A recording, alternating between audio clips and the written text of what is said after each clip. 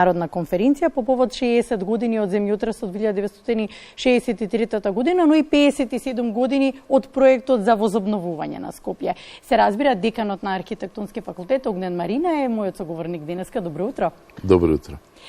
Професоре, она што е, да речеме, прво најважно што ќе ве прашам е тоа дали Скопје е убаво денеска? Од ваши очи.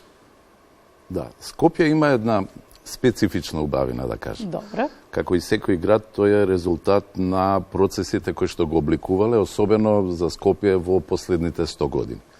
Велам 100 години затоа што тоа е на некој начин и почетокот на урбанистичкото планирање, во кое што некаде крајот на 19-тиот, почетокот на 20-тиот век го менува Скопје од една, би рекол, ориентална структура која што има во времето на отоманскиот период и која што денеска среќа можеме да ја препознаеме и во деловите на старата чаршија, во модерен европски град.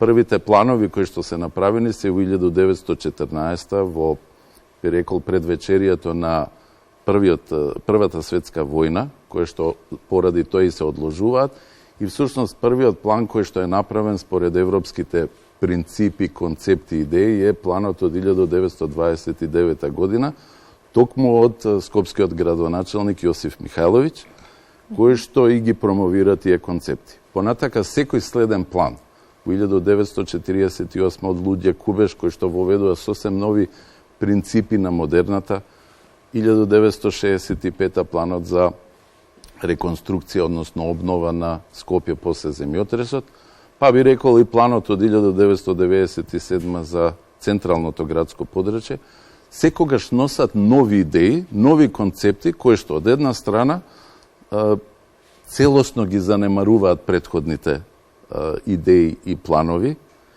а од друга страна воведуваат сосем нови принципи на планирање и тоа на некој начин се гледа во Скопје. Скопје денеска е колаж на делумно реализирани планови, концепти и идеи кои што на некој начин па создаваат една уникатна, би рекол, уникатно просторно искуство, затоа што вие може да се движите во една пешачка дистанца низ делови и објекти во градот кои што ги одразуваат овие 100 години, значи развојот на Скопје во овие 100 години.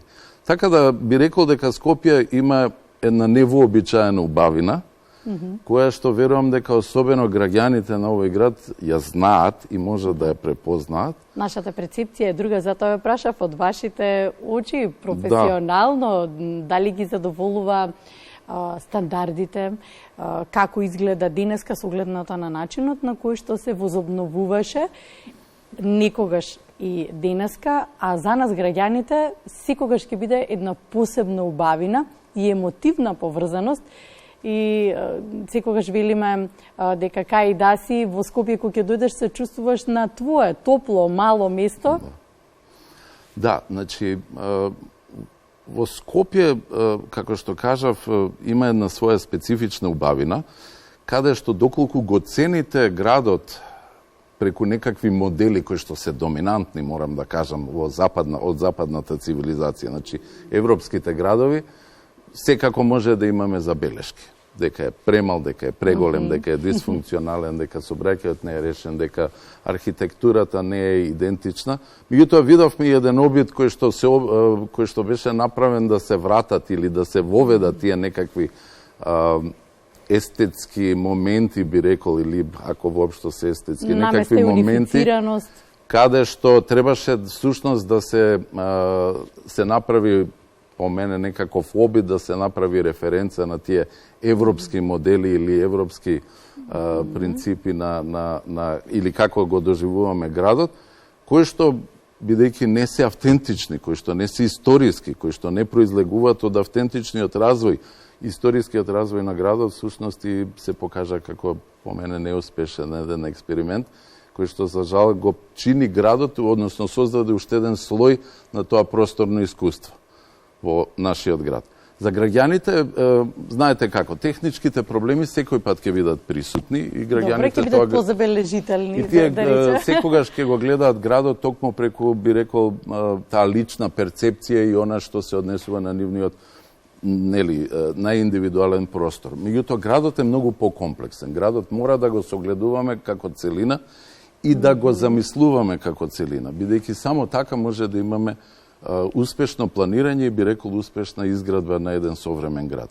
Доколку се фокусираме само на собствената перцепција или на индивидуалните интереси, резултатот на денешно Скопје е токму на една таква ситуација, каде што во последните 30 години ние за жал заборавивме да ги негуваме основните вредности преку кои што беше создаван градот во последните 100 години, особено после земјотресот во 1963. Да. Ние ги заборавивме основните вредности. Што заборавивме? Заборавивме дека Скопје беше град и се надевам, град на солидарноста. Да. Дека Скопје беше изградено после земјотресот со помош и поддршка од скоро 90 земји од целиот свет. Дека Скопје беше препознаено од страна на Обединетите нации како уникатна ситуација во која што нема само технички и материјално да се поддржи градот и локалната заедница после земјотресот, туку се создаде еден проект кој што имаше политички и меѓународен импакт во тоа време. Скопје стана проект на Обединетите нации во кој што преку токму архитектурата и урбанизмот се промовира основните хуманистички вредности во тој момент. Во тоа време контекстот е поларизираниот свет конфронтиран во рамките на студената војна, двата блока, и всушност Обединетите нации преку проектот за Скопје сакаат да покажат и докажат дека само преку соработка, само преку солидарност, само преку вклучување на знаењето и експертите, архитектите и урбанистите во овој случај, можеме да создадеме подобри градови, подобри заедници во иднината. Како беше градот Скопје, пак ќе никне. Што и да се случи, и тоа го докажавме тогаш и се докажува и велите со било какви обиди, повторно ќе го најде својот пат. Пред 57 години започна тоа возобновување проектанско. Многумина го споменуваат Кензо Танге, но не беше единствениот кој што беше вклучен во тој проект.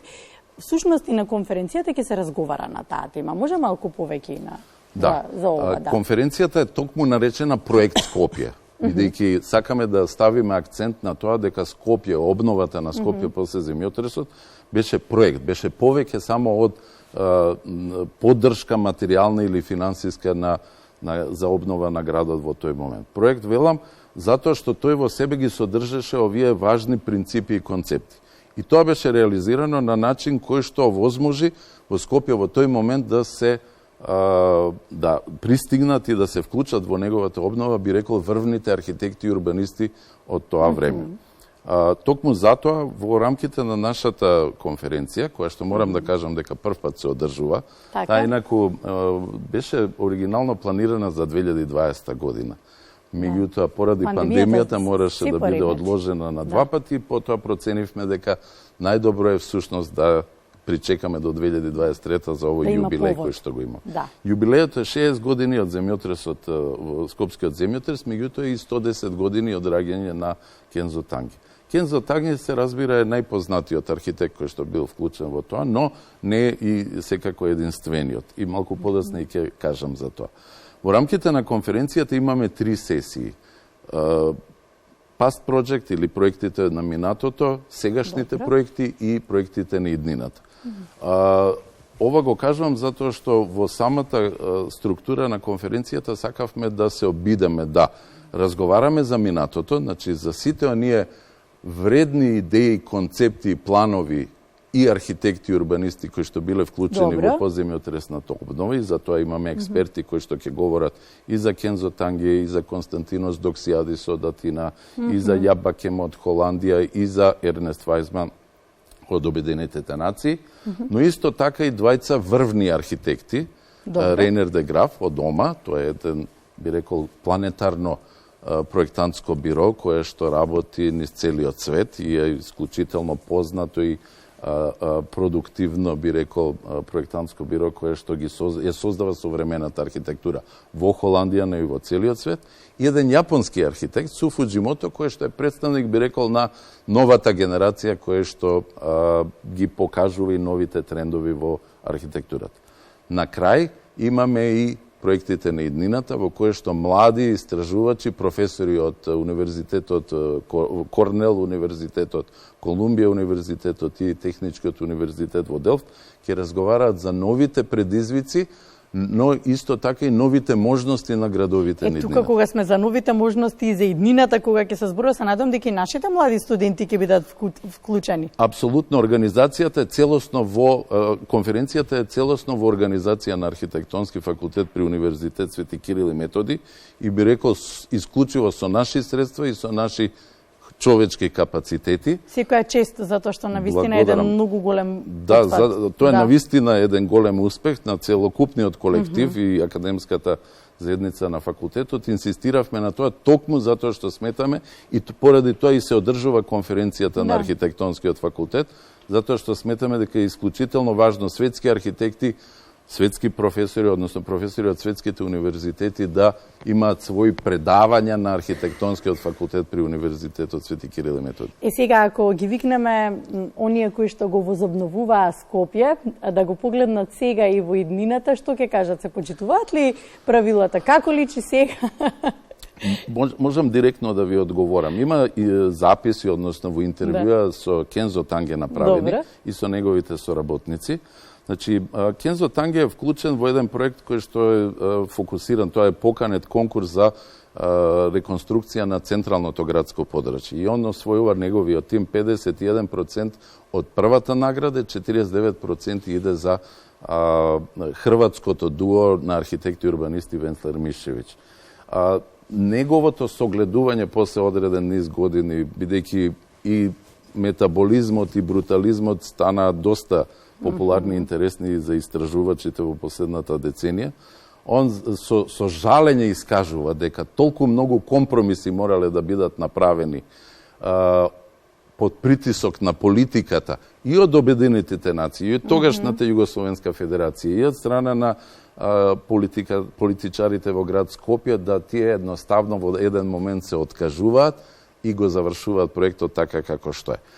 На некој начин тоа е фина илустрација како изворедни идеи и силни концепти за изградба или реконструкција на еден град можат да бидат сушност целосно извртени, изменети токму од секојдневието кое што го имаме и кое што верувам, за жал дека ние и денеска го живееме, во кое што некои непрофесионални, неискусни, естетски пред се, без разбирање за процесите и феномените кои што го обликуваат градот, се вклучуваат и го нарушуваат, во кое што доминираат други некакви интереси, доминираат некакви други процеси и притисоци, кои што за жал го чинат градот таков каков што е денес. Го гледаме, перцепцијата е секојдневна и за жал кога се подготвувавме за разговорот, споминавме дека и во денешно време се уште разговараме во некои општини дека нема атмосферска канализација.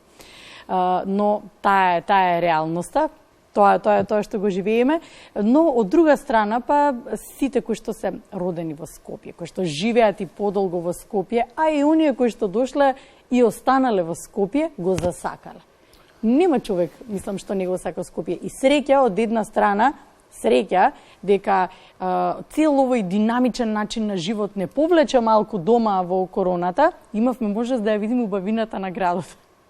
Како во суштина колку ни е убав градот, да кога малку ние ќе стигнеме и ќе се повлечеме, сме заборавиле на тоа. Да, мислам дека е важно и граѓаните и верувам дека со оваа конференција ќе ги подсетиме токму на тие моменти кои што ги имаме, дека треба да сепак имаме една дистанција и перцепција, би рекол, во согледување на нашиот град. Морам да кажам дека токму по земјотресната обнова на Скопје го направи Скопје различен од сите останати градови во регионот. Па дури и во светски размери. Сакате да кажете, таа му е уникатноста, затоа нема човек што не го сака Скопје? Па, веројатно не само тоа, но Скопје го препознават и по тоа. Можам да ви кажам, ова мислам дека е исклучително важно и интересно да се знае. Во моментот кога се случува Скопскиот земјотрес 1963, во Обединетите нации, во дел од агенциите на Обединетите нации, работи Ернест Вајзман. Ернест Вајзман е архитект со еврејско потекло, кој што е роден во денешна Хрватска, тогашно кралство Југославија, и кој што во Пред Втората светска војна емигрира во Соединетите Американски држави, односно таму престојува, и потоа се вклучува во работата на Обединетите нации од самото нејзино основање.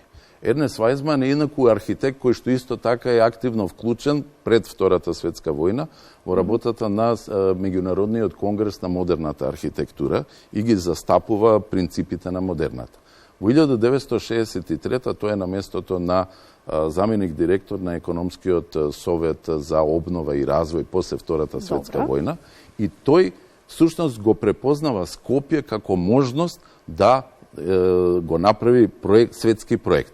Неговите, би рекол, главни заложби, неговата идеја е да го модернизира Скопје на принципите на модерната, каде што Скопје ќе го направи светски град, и тоа е цитат. Светски град во смисла на тоа, каде што има цел еден концепт кој што во 30-тите години, особено кога се размислува за изградба на седиштето на Обединетите нации, светски град значи град базиран, основан на знаењето, на светското знаење, на културата, на образованието, на уметноста, каде што луѓето токму преку придобивките на овие основни вредности на човештвото ќе може да создаваат подобра иднина. Токму затоа тој го организира, ги повикува овие светски архитекти во тој момент и целокупниот капацитет на Обединетите нации за да создаде еден нов проект, да создаде еден град кој што по него треба да биде светски град. И е светски град. Па по мене ние треба да продолжиме да го градиме на некој начин и тоа е тоа третиот панел дискусија што ќе го имате во суштина. Затоа што убеден сум дека искуството на Скопје, вредностите кои што се вградени во Скопје се актуелни или би рекол уште стануваат поактуелни денеска, кога за жал во Европа повторно имаме воени разурнувања, каде што секаде во светот ги имаме разурнувањата од природните катастрофи. Идејата за солидарноста, за меѓународната соработка, идејата за знаењето и експертизата, за обновата не само на градовите, ни за архитектурата и урбанизмот, туку и на цели заедници и општества, е се уште присутна и мислам дека ние имаме што да кажеме. И треба да преовладува. И секако треба да преовладува. Благодарам, професоре.